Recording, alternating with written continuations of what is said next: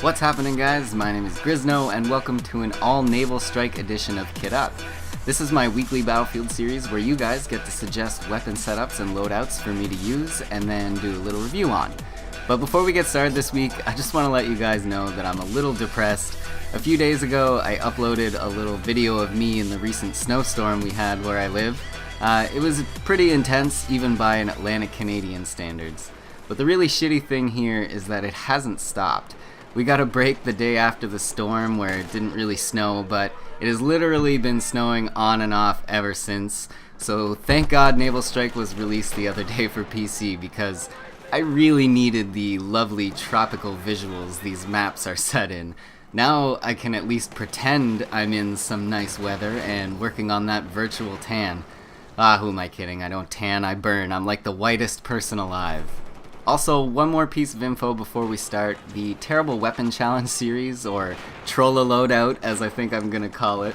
I don't know, I'm not sure yet. It's alive, and I'm hoping to get the first episode out very soon. Everyone and their dog wants to see some variation of the FAMAS, so that is what my friends and I are going to be doing for the first episode, and that should be up soon, guys.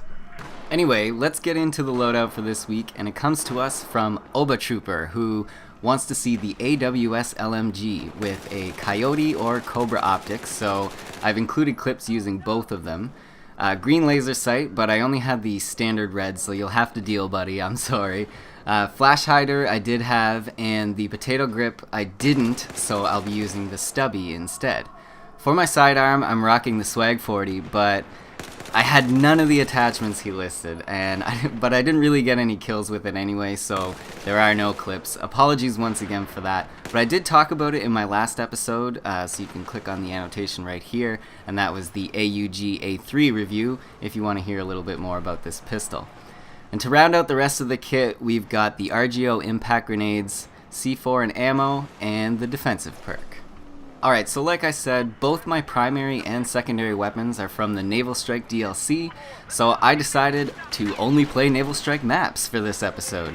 So if you don't have the DLC, you'll at least be able to get a quick look at some of the maps with this video. And also there's a new game mode in Naval Strike called Carrier Assault, and I played a ton of that. In fact, I think it's my new favorite game mode, so you guys will see how that works as well. Let's talk a little bit about the AWS LMG, and I'll bring up the stat chart from Simthic.com. I haven't said it in a while, but if you're looking for stats on any weapon in Battlefield 4, head on over to Simthic.com. You'll most definitely find anything and everything you are looking for there. Very detailed. Anyway, the AWS does a maximum damage of 25 and a minimum damage of 18, so right on stride with your standard assault rifle as far as damage goes. Rate of fire at 780 rounds per minute makes the AWS one of the faster firing LMGs, being beaten only by a couple others like the MG4 and the M249. Reload times are 4.8 seconds when empty and 3.5 seconds while still containing a round in the chamber. One of the AWS's weaker stats is its bullet velocity at 580 meters per second. This is a bit of a hurdle to get over, but basically what it boils down to is you'll have to remember to lead your targets a bit more when they're on the move. The AWS is definitely more favorable in medium and close range engagements, but that's not to say that it is useless at long range. In fact, that couldn't be farther from the truth. While I was playing with it, I was making sure I tested its capabilities at all ranges, and what I found out about long range is that it is very much an option with the AWS.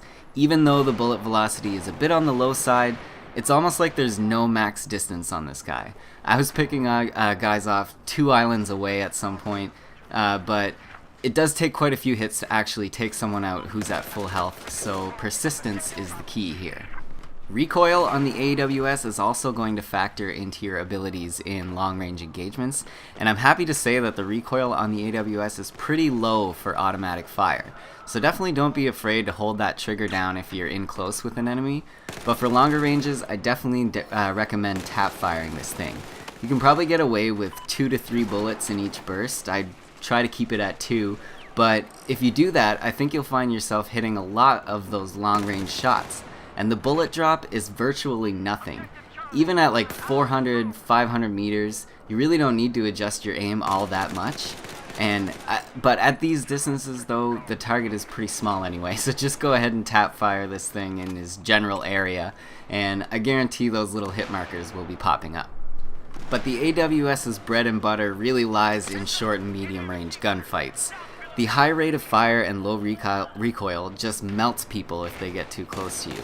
At medium range, you'll definitely want to slow down a little and fire in bursts, but it's not like at long range. Here you can get away with a lot longer bursts, and you should have no problem at all taking guys out in a real hurry at these distances. Oh, and I almost forgot, watch out for the hip fire on the AWS. It's not terrible, but it's definitely not the best, and it wasn't exactly the most reliable, I guess, way of dealing with close quarters engagements. I used it as a last-ditch effort in most cases, or if I got surprised in close by an enemy. And that's kind of uncharacteristic for me because I like the hip fire a lot. So it took some brain training, but I would say ADS as much as possible with this thing because the hip fire, she ain't too reliable. Alright, let me quickly speak about the attachments I was using. Believe it or not, I actually liked the Coyote better than the Cobra on this weapon, although, not by a huge margin or anything. They're pretty similar optics. Before I had these unlocked though, I was using the 1X holographic sight, and I don't know, I think that was actually the favorite out of all three I've used so far, so just some food for thought there. The laser sight definitely helped out the hip fire of the AWS, but I found myself actually turning it off a lot because, man, it gives away your position so badly at range, and since I was using the flash hider, it sort of made sense to me to try and stay invisible as long as possible. Because that new sniper rifle is brutal with its automatic fire, or semi-automatic fire, and if you start shooting a guy and he's able to pick you up quickly because of the laser sight, you are so boned if he has a better long-range weapon. And by the way, I loved the flash hider on this weapon. It definitely helps make you harder to spot when you're firing at guys. And finally, the stubby grip. It worked out great as far as I was concerned, but then again, it is my go-to grip on pretty much any weapon because it really suits my playstyle with the added bonuses to accuracy during automatic fire. This couples well with the AWS's high rate of fire, and I think this combo is really what helps you melt those guys in short and medium range gunfights. All in all, the AWS is definitely a top tier LMG among the medium range LMGs. It's a viable alternative to the MG4 and the M249. Obviously the PKP and the M240 Bravo do a lot more damage and tend to take guys out faster, but I think the high rate of fire and low recoil are the AWS's saving grace, and I would definitely say it's an excellent choice for the run and gun support player. But now I'm going to divert a little from my usual formula. I'm not going to bother talking much about the SW40. It's a great pistol. I choose it a million times over the Rex or the Magnum, which are the other two revolvers in the game. And I also talked about it in the last episode of Kit Up, so you can check that out there. C4 and ammo, also my go-to gadgets for the support class.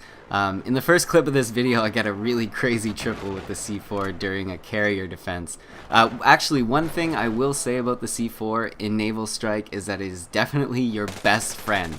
Toss them into rooms, around corners, just everywhere you can, and just watch the double and triple kills roll in. I'm serious. There's also a lot of multi-level battles in Naval Strike, and the C4 comes in so handy in those situations. Just toss one out to the lower level and bam, triple kill. But yeah, definitely use the C4 to your advantage in Naval Strike because it is amazing. But before we end the video, I wanted to talk a little bit about carrier assault. I've mentioned it a couple times, and if you don't know what it is, you're probably all like, WTF M9. Carrier assault is like Titan mode from Battlefield 2142, apparently. I unfortunately never played 2142, but it works like this. It's a game of conquest at first, but each team also has their carrier ship that they have to defend, while also having to blow up the opposing team's carrier. It's kind of like a mix between conquest and rush, but both teams have to simultaneously attack and defend the carriers. Quite frankly, it's awesome. So you can't get into the enemy carrier until you've quote-unquote won the conquest portion of the round. There are missile launchers at each flag, and if you control the flag, they automatically launch missiles at the opposing team's carrier. Once enough missiles have been launched at the carrier, it will be breached and your team can then go inside. And once you're inside, you get a little mini game of Rush going on where your team has to blow up 2 MCOM stations. I'll admit the MCOM stations are a little underwhelming. Like, if you're gonna blow up a ship, it should be like a huge explosion and stuff. Apparently, you had to escape the ship in Titan mode after your team blew it up. And that sounds really cool. Why didn't they keep that in? Oh, DICE, I'll never understand some of the things you do, but whatever, let's move past it.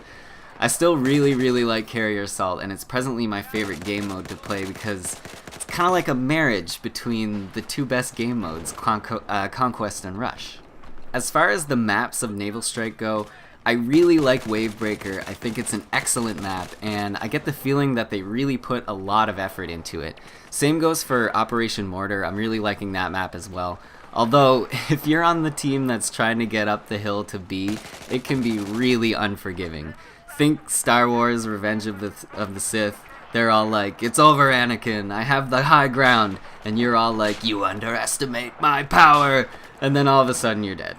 But I love flanking around behind B and going up those narrow corridor stairways. Lots of juicy kills in there, and then the smorgasbord once you get to the top, usually. But yeah, it's a fun map for sure. The other 2, Lost Islands and Nansha Strike, I think it's called, are just kind of meh. Scattered islands and such. Helicopters are devastating on these maps because there isn't a lot of cover anywhere. So playing an engineer class with some sort of anti-air launcher is probably going to be your best bet on these 2 maps as far as your infantry classes go. But overall, I'm really enjoying Naval Strike, and I'm really enjoying the AWS and SW40, both of which came as part of this DLC. And I definitely recommend getting the DLC if you're still on the fence. But that is my time for this episode. Hope you enjoyed the video. If you did and you want to leave it some love, you can do so by clicking the like button down below.